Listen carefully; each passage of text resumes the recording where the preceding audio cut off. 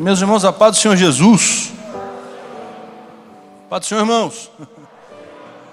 Hoje é um dia muito feliz para nós.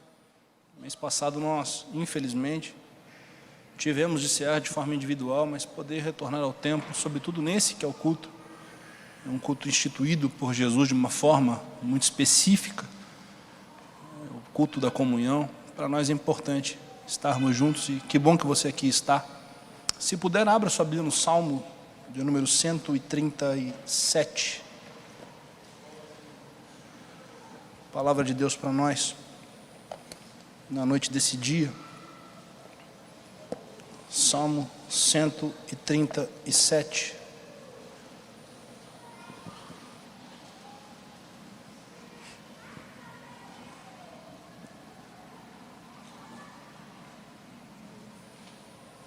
Quem achou diz amém?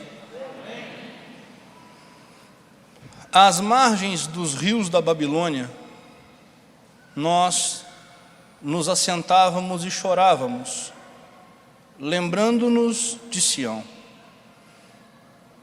Nos salgueiros que lá havia, pendurávamos as nossas harpas, pois aqueles que nos levaram cativos nos pediam canções, e os nossos opressores, que fôssemos alegres, dizendo: entoai-nos algum dos cânticos de Sião.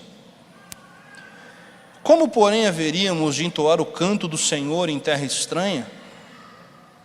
Se eu de ti me esquecer, ó Jerusalém, que se resseque a minha mão direita, apegue-se a minha língua ao paladar, se não lembrar de ti, se não preferir eu Jerusalém, a minha maior alegria.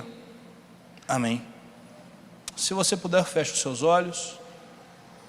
Jesus, te agradecemos por mais um privilégio que o Senhor nos dá, de nos reunirmos como teu corpo, cumprindo aquilo que o Senhor determinou sobre nós. E até que o Senhor venha, é assim que nós faremos. Na noite desse dia, Senhor, nós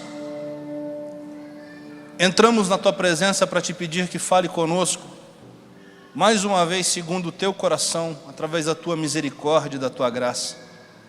Jesus, nós precisamos te ouvir.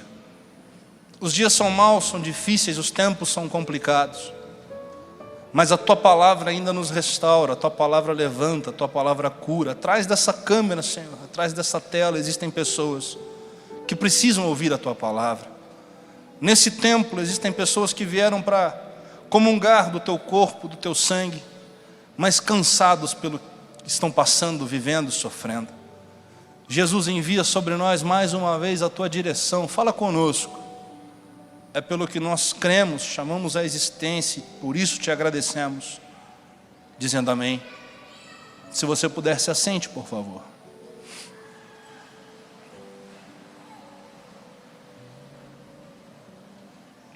Jesus sabia que nós, seres humanos, temos um problema seríssimo, chamado memória. Jesus sabia que nós temos uma facilidade imensa de nos esquecer das coisas. Ao ministrar a última ceia, ele institui um memorial e diz de forma clara: façam isso em memória de mim. O que Jesus está dizendo é: façam isso para que vocês se lembrem. E se Jesus diz isso de forma clara e sistematiza isso, trazendo para a ceia, o que vai ser promulgado por Paulo, escrevendo aos Coríntios, exatamente doutrinando a forma a ser feita, ele diz: ô pastor, que alegria ver o senhor aqui. Louvado seja Deus. Louvado seja Deus. O apóstolo Paulo vai sistematizar a ordem da ceia. E ele diz: é assim que vocês devem fazer. Façam isso em memória de mim. O salmo que nós lemos é o único salmo extremamente ligado a uma circunstância histórica. Pouco se sabe sobre a autoria, sobre a exatidão da escrita, senão que for escrito 6 séculos antes de Cristo, exatamente no momento em que Israel foi levada cativa à Babilônia. Se discute se a autoria é dada durante o cativeiro ou pós-cativeiro, o que para nós independe, porque o que importa é o que está trazendo o texto. E a cena descrita, e eu queria convidar você para mergulhar nessa história comigo, é alguém que está angustiado de alma. São um grupo de pessoas ligadas à adoração, porque são os tocadores de harpa, e são salmistas, são pessoas que usam do instrumento para adorar a Deus. Esses homens se assentam à beira de um dos rios da Babilônia. O Eufrates e o Tigre irrigavam a região, mas deles vinham vários outros subcórregos pequenos, criados para irrigar a agricultura. Em algum desses riachos, esses salmistas se sentam. E a Bíblia diz que eles começam a chorar. Tem alguém me ouvindo? Mas o choro desses homens não é porque são escravos, pastor André. Eles não estão chorando, pastor Ezas, porque estão na situação de escravidão. A Bíblia diz que às margens dos rios da Babilônia, nós nos assentávamos e chorávamos. Por quê? Lembrando-nos de Sião. O choro tinha um fato gerador, e não era a circunstância presente, não era a situação de escravidão em si. Eles estão chorando, lembrando-se de algo que perderam. A Bíblia vai nos dizer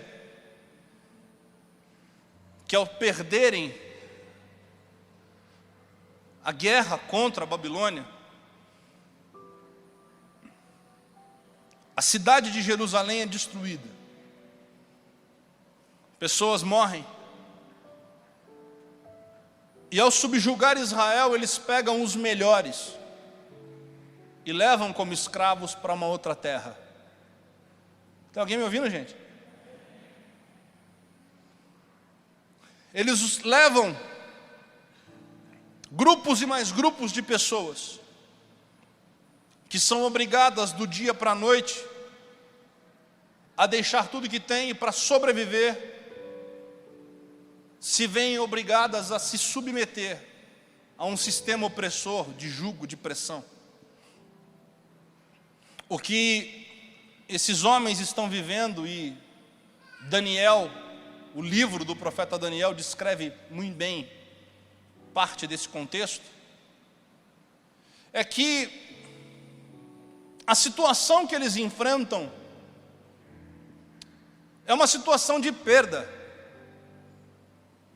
de derrota, de dor.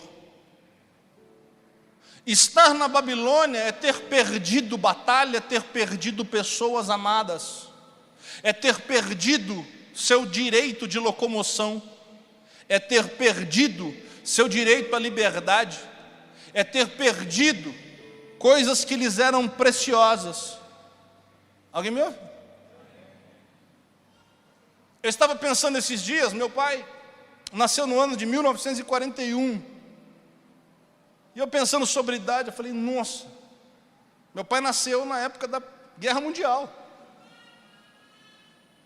Quanto ele viveu, quantas coisas ele passou, quantas coisas houveram. Quando nós olhamos para a sociedade em que vivemos, nos últimos 100 anos, muita coisa aconteceu, gente. Mas nada se compara àquilo que nós estamos vivendo no tempo que se chama hoje. Porque, com tudo que as guerras foram complexas e geram crises, mas as guerras têm ataques pontuais e têm tempos determinantes. Uma nação que está sendo atacada, bombardeada, quando se cessa os bombardeios, acabou a morte. Quando as tropas americanas, em setembro, foi anunciado que saem do Iraque, a guerra terminou. Ninguém mais acorda pensando, será que vai cair uma bomba na minha cabeça hoje? Não, acabou a guerra. Mas o que nós estamos vivendo enquanto pandemia, qual de nós pode dizer, não vai mais morrer ninguém a partir de tal dia, agora ninguém mais fica doente, agora a crise econômica passa e tudo melhora? Ninguém é capaz de dar uma data, ninguém é capaz de dar um momento, ninguém é capaz de trazer uma perspectiva clara, por mais que pensemos de forma positiva, é algo muito complexo. Nós fomos tolhidos da nossa liberdade, mais de 400 mil mortos, é verdade, mas também mais de 12 mil restaurantes, bares e lanchonetes fechadas no estado de São Paulo, milhares de pessoas desempregadas, milhares de empregos perdidos, uma crise sem precedentes que nós estamos vivendo. Isso tudo traz medo, angústia, preocupação. Qual de nós aqui não perdeu alguém ou alguma coisa importante ou não tem medo de perder? Nenhum de nós aqui poderia dizer, não, estou isento disso. O que esses salmistas estão descrevendo fala muito sobre o que nós estamos vivendo. Perdendo pessoas, perdendo coisas. No último mês perdemos até a nossa liberdade de culto, e a gente tem que tomar cuidado aqui para ver até onde dá para ir, porque tudo que querem é mais um motivo para fechar de novo.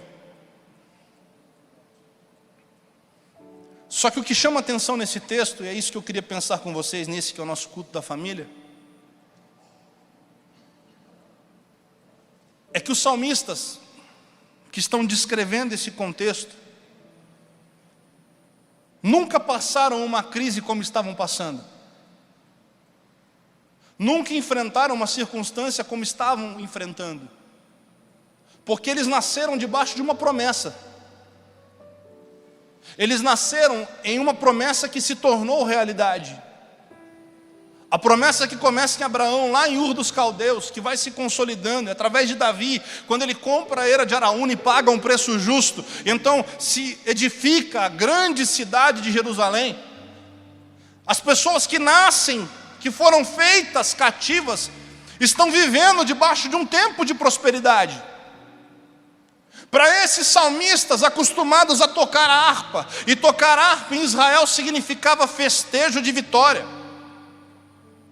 Você nunca vai encontrar uma descrição de Israel tocando harpa em luto. Nas derrotas, nas percas, eles estacionavam as arcas, guardavam os instrumentos e choravam em silêncio. É por isso que eles são tentados, a Bíblia, eles descrevem isso dizendo, os homens da Babilônia querem que a gente toque músicas, mas nós não podemos tocar porque não há clima para isso. E aqui eu abro um parênteses para a gente refletir, por quê? Existem muitas pessoas que querem relativizar a dor. Não se trata da gente fingir que não está acontecendo uma crise. Não se trata da gente pensar, querer fingir ou induzir pessoas. Não estamos passando problema. Nós estamos vivendo no meio de um problema. O salmista pega e pendura, eles penduram as harpas no salgueiro. Eles estão habituados às oliveiras de Jerusalém. Mas na Babilônia, as árvores que eles têm para sentar perto são salgueiros. E o salgueiro por si só é uma árvore depressiva. Se você observar um salgueiro, uma foto do salgueiro, seus galhos pendem para baixo. O ambiente é todo de derrota, de tristeza e de angústia. O salmista pendura a sua harpa e diz, não há porquê, não há como, não tem razão para entoar cânticos nesse momento. Os babilônicos zombam dele pedindo: toquem as músicas de Jerusalém. E eles dizem: não vou negociar a minha fé. Mas a Bíblia diz que eles estão assentados se lembrando de Sião. No último mês, mais uma vez, nós fomos todos fechados. E algo que me tocou vir ao templo não é o fato da gente pregar para a igreja vazia.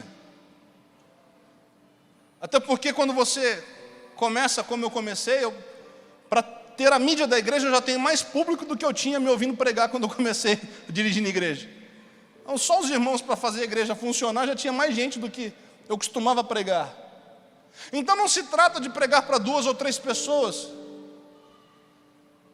Mas a dor é quando você se lembra as paredes vazias e se lembra de grandes eventos, salvação de almas, igreja repleta, manifestação do Espírito, os nossos Abala Americana, os nossos janeiros proféticos, nossa fraternal, lotação máxima da igreja, milhares de pessoas aqui dentro. E é isso que faz a gente chorar. Não é o estar vazio, é o se lembrar de bons momentos que nós já vivemos. É se lembrar do Pentecoste acontecendo no meio da igreja. E eu tenho certeza que muitos de vocês que choraram em casa, distantes, choraram por isso, pela saudade do bom tempo que vivemos, pela saudade da presença que outrora podíamos sentir de forma livre. Eles estão diante dos rios, chorando, lembrando de Sião.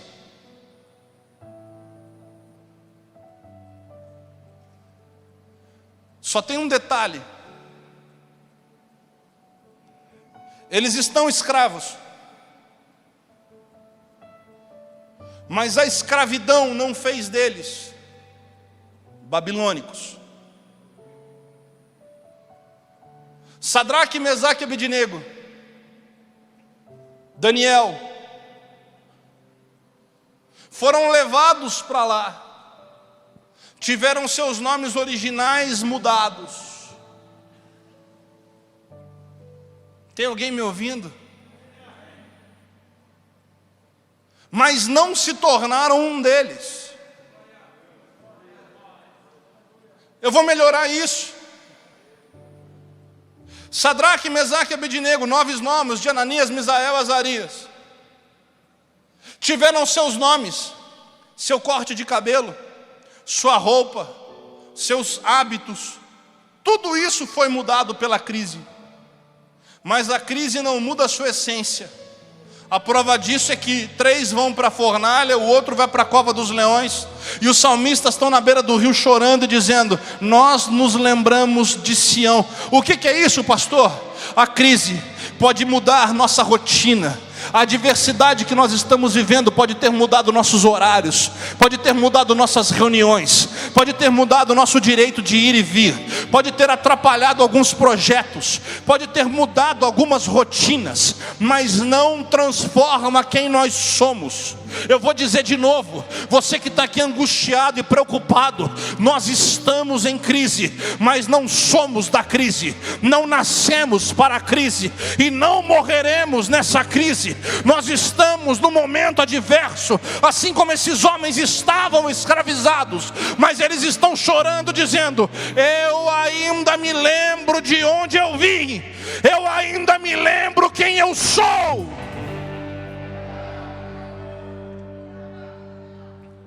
Aramashui bekalabas, arabashui bebena.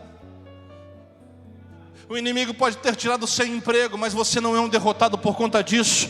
O inimigo pode ter levado pessoas que você ama, mas se você ainda está aqui é porque existe um propósito de Deus na sua vida. O inimigo pode ter permitido até que você se tornasse escravizado, mas ele não muda o seu DNA, ele não muda a sua essência. Você pode ser levado para qualquer lugar no mundo, a sua digital ainda é a mesma, o seu DNA ainda é o mesmo. Aquilo que Deus te fez é simplesmente simplesmente é. Alguém já recebeu, vou melhorar isso. O diabo não pode mudar quem você é. Ele pode mudar o seu redor, pode atrapalhar as circunstâncias em volta de você, mas isso não muda quem você é. Aleluia. Olha para alguém perto de você e diga assim: não se esqueça quem você é.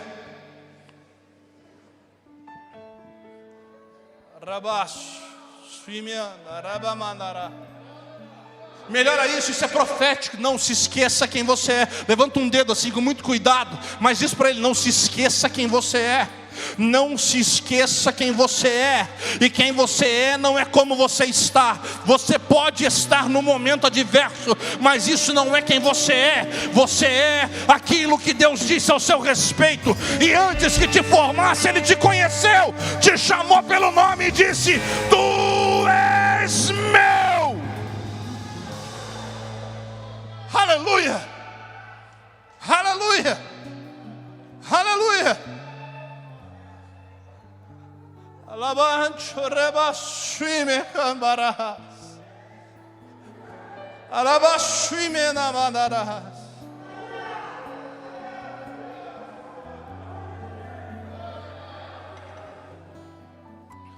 E a Bíblia diz que eles choravam. Nós nos assentávamos e chorávamos lembrando de Sião. Lembravam de Jerusalém. Lembrar de Jerusalém é lembrar da promessa. Lembrar de Jerusalém é lembrar que um dia Deus apareceu para Abraão numa voz e disse: sai e vai para um lugar, porque eu vou fazer sobre a sua vida. Eles estão no momento de escravidão, mas estão dizendo: nós estamos chorando, não é por como nós estamos, mas é lembrando da promessa ao meu respeito. É lembrando de quem Ele disse que eu sou. É lembrando de quem Ele disse que eu seria. É lembrando de quem Ele me chamou para ser. Alguém aqui está me ouvindo?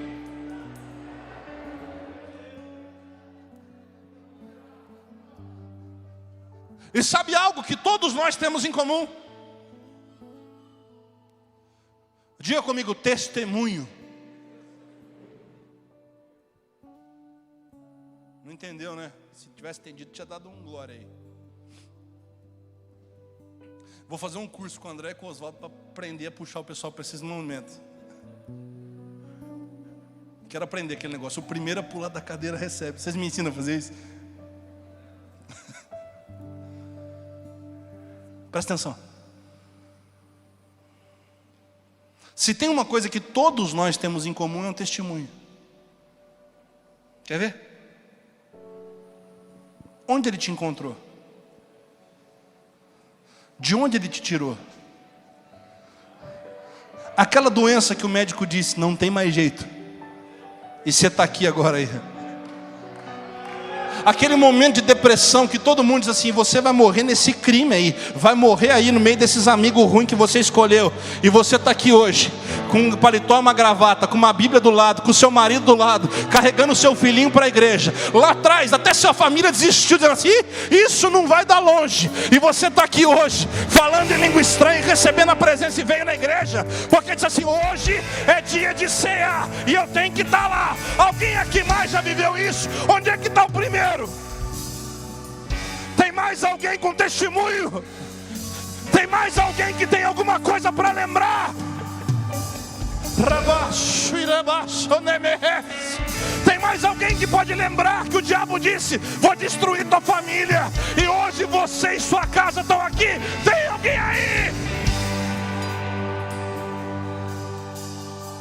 Não é sobre as circunstâncias, é sobre aquilo que Ele já fez, é sobre aquilo que Ele já cumpriu. Eles estão chorando, dizendo: o Deus de promessa ainda vive. O Deus de promessa ainda vive.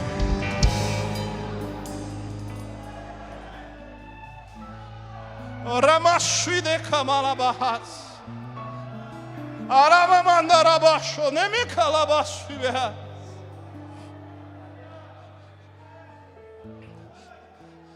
Olha para alguém perto de você e diga assim: não permita. Não, melhor é isso, diga assim: não permita que as dores roubem suas raízes.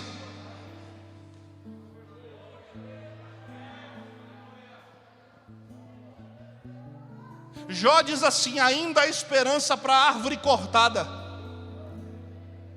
porque ao cheiro das águas brotará. Mas a árvore está cortada, pode ser bem no toco, mas se tiver raiz, rabacho e decamanás.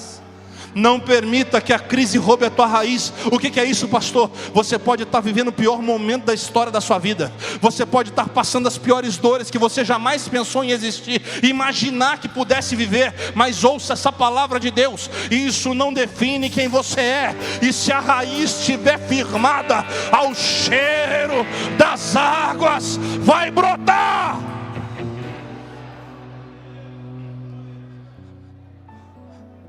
Alabaxo e debes, arabaxo e benemeca, alabandore manarás, alabaxo e demeca, alabaxo e me andará.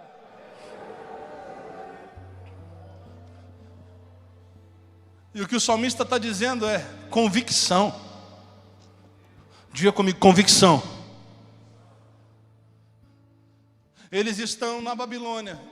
E esse é um texto repetitivo, porque ele diz assim: às margens dos rios da Babilônia. Não é só um rio.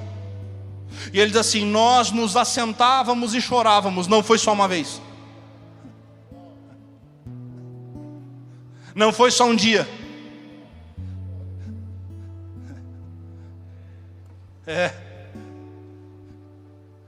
Porque tem gente que no primeiro choro, na primeira noite difícil, já desiste. Eu não sei quanto tempo esses salmistas estiveram ali juntos, com as harpas penduradas e o choro na garganta. O que se ouvia não era o dedilhado, o que se ouviam eram os soluços, eram as lágrimas rolando. O que se ouvia era a tristeza, a angústia de alma. Mas o salmista ergue a voz e diz assim: se eu de ti me esquecer, ó Jerusalém, que se resseque a minha mão direita. Não entendeu, né? Quem está escrevendo isso é um salmista. Eu não sei qual é a sua profissão, mas vamos dar uma... O Oswaldo, por exemplo. O Oswaldo é dentista. Para que o Oswaldo possa ser dentista, obviamente ele precisa ter as duas mãos funcionando. Porque o dentista sem a mão não consegue trabalhar. O salmista está dizendo: antes de eu me esquecer da promessa, eu vivo de tocar harpa, mas que a minha mão se resseque.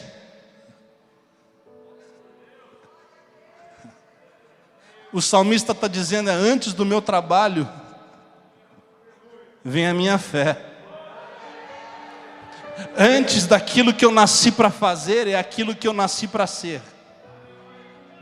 Antes do que aquilo que eu possa tocar, é aquilo que eu preciso me agarrar com todas as minhas forças. E ele está dizendo: se um dia eu me esquecer, eu prefiro perder tudo, porque as minhas mãos só servem se for para tocar, para adorar. Se é para tocar, para louvar. Não entendeu? Vou melhorar. O salmista está dizendo: aquilo que eu mais amo é tocar minha harpa, mas mais do que isso eu amo a promessa que ele me fez, e dela eu não vou me esquecer.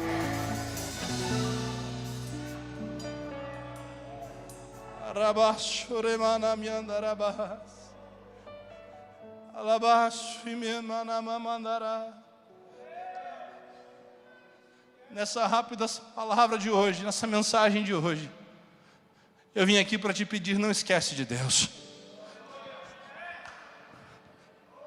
No meio dessa dor, não esquece de Deus. No meio dessa aflição, não esquece de Deus. No meio das dores que você possa estar vivendo, não esquece da promessa que Ele te fez. O salmista está dizendo: eu não posso me esquecer de Jerusalém. Eu não posso me esquecer daquilo que eu nasci para viver. Eu não posso me esquecer da promessa que veio muito antes de eu nascer. Eu não posso me esquecer. Me ajuda a pregar, olha para alguém e diz assim: não se esqueça.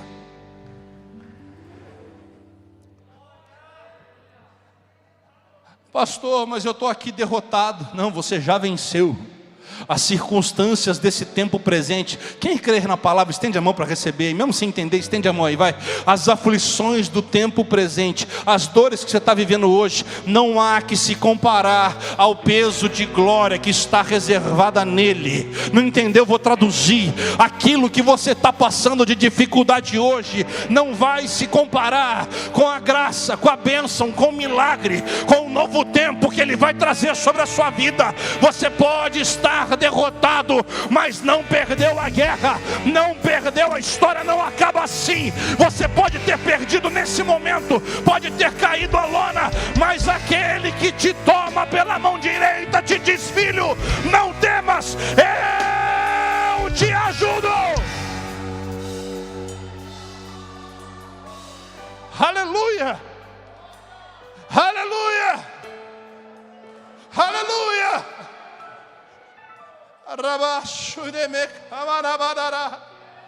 Se você tem alguma memória dele, tira um tempo de adoração aí.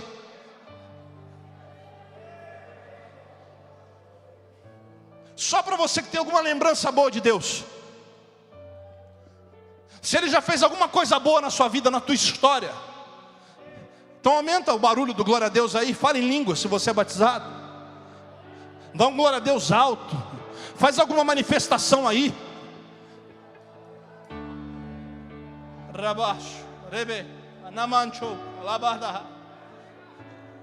Faz barulho aí se puder.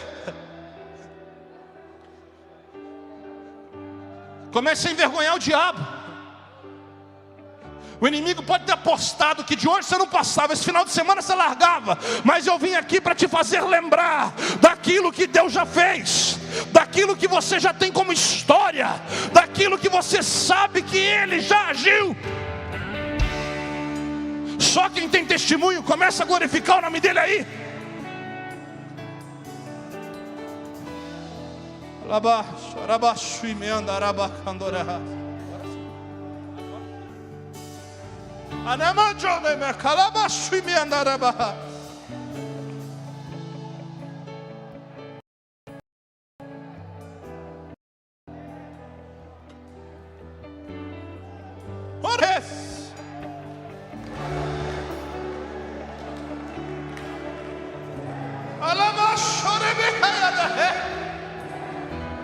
Sabe o que é lembrar?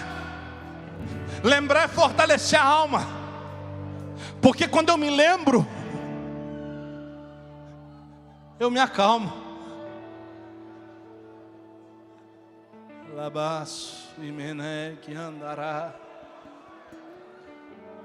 Quando eu lembro, eu me lembro. Do que, pastor? Eu me lembro que o Deus que fez é o Deus que faz. Como nós pregamos domingo passado de manhã, é o Deus que fez, faz e fará. Olha para alguém perto e diz assim: o Deus que fez é o Deus que faz.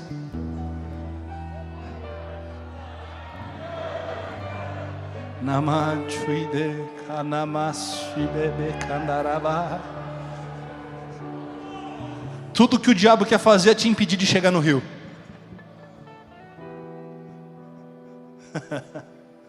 Sabe por quê? Porque quando você lembra, a história muda. Olha para alguém perto de você e diga assim: quando você lembra... Ah não, me ajuda aí de verdade, vai. Quando você lembra, a história muda.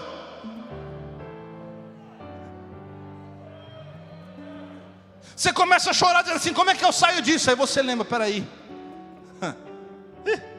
Deus já fez tanta coisa na minha vida. Não é essa crise que vai me matar, não. Ele já me tirou do vício, já me tirou da droga, já me tirou da prostituição, já sarou, já curou meu câncer, já me colocou de pé quando ninguém acreditava. Não, essa porta de emprego para o Deus que já fez tudo, isso não é nada. Ele vai fazer de novo. Olha para mim. Vamos lá na Babilônia agora, está na beira do rio. De manhã cedo, os salmistas, um passa na casa do outro. Vamos lá. E aí? Essa semana. E você? Ih, rapaz, acho que eu nem vou. Não, vamos. Aí eles vão lá para a beira do rio. Aí começam, ei rapaz, você lembra? Quando a harpa a gente tocava, a Shekinah descia. E aquele culto, rapaz, não. Aí o ambiente vai mudando. Porque eles começam chorando. E eles vão levantando. Olha como é que o salmo termina. Verso 7. Contra os filhos de Edom, lembra-te, Senhor, do dia de Jerusalém, pois diziam, arrasai, arrasai até os fundamentos. Ele está dizendo assim, Deus, lembra daqueles que podiam ter nos ajudado e não ajudaram. Você não entendeu, eu vou melhorar. Olha como é que o quadro mudou, porque no começo eles estão cabisbaixos, dizendo assim, Deus, oh, que saudade. Mas agora eles já estão de pé, dizendo assim, Deus, inclusive o Senhor lembra daqueles que deviam ter ajudado a gente e não ajudariam. Só para não ficar nisso também, o Senhor faz favor de lembrar. Verso 8. Filha da Babilônia que há de ser destruída. Não. Olha aqui para mim. Agora eles já estão de pé olhando para a Babilônia, dizendo assim, ó. Quando o pai voltar, quando o pai chegar, quando Deus decidir agir, vocês vão ver o que vai acontecer. Eles começam o dia angustiados, mas conforme na beira do rio eles choram na presença daquele que prometeu, eles se levantam e começam a marchar. E alguém da Babilônia está dizendo, esses crentes são doidos. Não, é que eu lembrei da promessa. Eu lembrei que ele não é homem para mentir, nem filho do homem para se arrepender. E prometendo Deus, ninguém impedirá.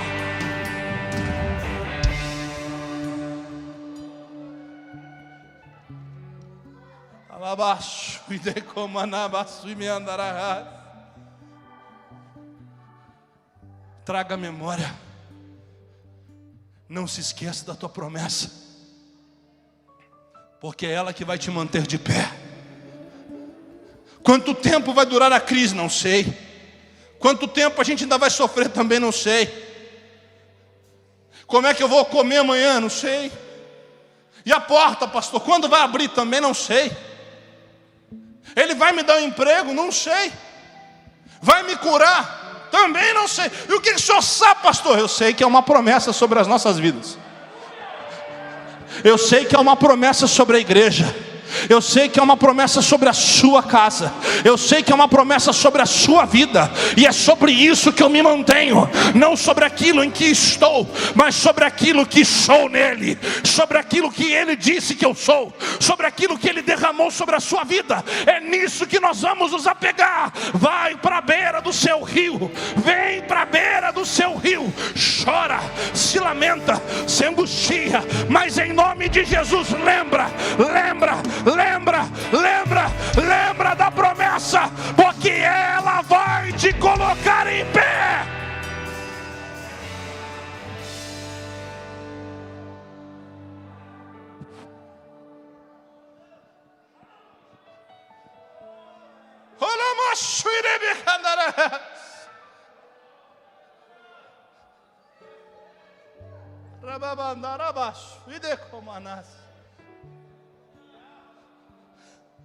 Jó sepulta seus filhos, perde seu gado, perde seus amigos. Sua esposa não entende. E quando o diabo está de pé dizendo assim, agora ele desiste e morre, ele levanta a voz e diz assim, porque eu sei.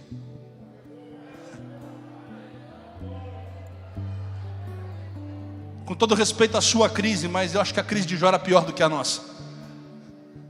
Jó está raspando suas feridas com um caco de telha. Os amigos que deviam ajudar estão dizendo assim, ih Jó, você está em pecado, é melhor consertar isso aí, rapaz. Os filhos todos mortos.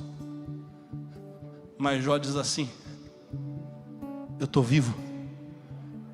Não é pelo que eu sou, ou por como estou, é pelo que eu tenho. E o que você tem? Eu não tenho mais filho, é verdade. Não tenho mais saúde, também é verdade. Mas eu ainda tenho um Redentor. E eu bem sei que Ele vive.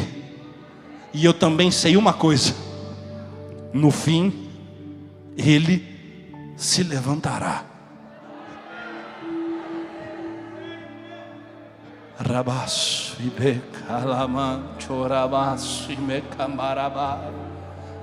Eu sei que o teu Redentor vive, e por certo Ele vai se levantar. Eu sei que o teu Redentor está aqui hoje te dizendo: lembra daquilo que eu te disse, lembra do que eu falei ao seu respeito. As adversidades não vão roubar a tua promessa. Você ainda viverá tudo que eu disse sobre você. Aleluia, aleluia, aleluia, aleluia, aleluia, aleluia. Não é sobre aquilo que a gente perdeu, é sobre o que a gente ainda tem. E eu quero terminar essa palavra hoje te lembrando disso. Se apegue ao que você tem. E o que eles tinham, pastor Sérgio, eles não estão vendo, porque Jerusalém está longe da Babilônia. Mas quem crê não precisa ver. E se eu não posso enxergar pelos olhos carnais, eu enxergo pela fé. Eles estão na beira da Babilônia. E aqui mais um parênteses, preste atenção ali para mim. Eles não ficam esperando a melhor circunstância, dizendo assim: depois que Deus nos livrar, nós vamos voltar a falar com Ele. Depois que eu puder voltar para Jerusalém, eu vou voltar para a igreja. Eles estão no meio da crise, eles vão, se não pode ir para o templo, vai para a beira do rio. Mas nada impede de trazer à memória aquilo que pode dar esperança. E é sobre isso que eu quero ministrar na sua vida hoje. Preste atenção, no meio dessa crise você não pode parar. Você parar é tudo que o diabo quer. O diabo quer que você fique em casa se escondendo com medo, que você não vá à igreja, que você não ouça a palavra, que você não leia a Bíblia. O diabo quer fazer você se estrancar, morrendo de medo, e fique dali para um buraco pior. Esses salmistas estão dizendo: se eu não posso estar lá, aqui. Mas eles puderam mudar o meu nome, mudar a minha roupa, mudar o meu lugar, mas não podem mudar a minha essência. E a minha essência diz: eu preciso ter um relacionamento com o céu. E se eu não posso estar em Jerusalém, é na beira do rio, mas eu vou falar com Ele, e a presença vai me tocar mais uma vez, porque a promessa vai me colocar de pé.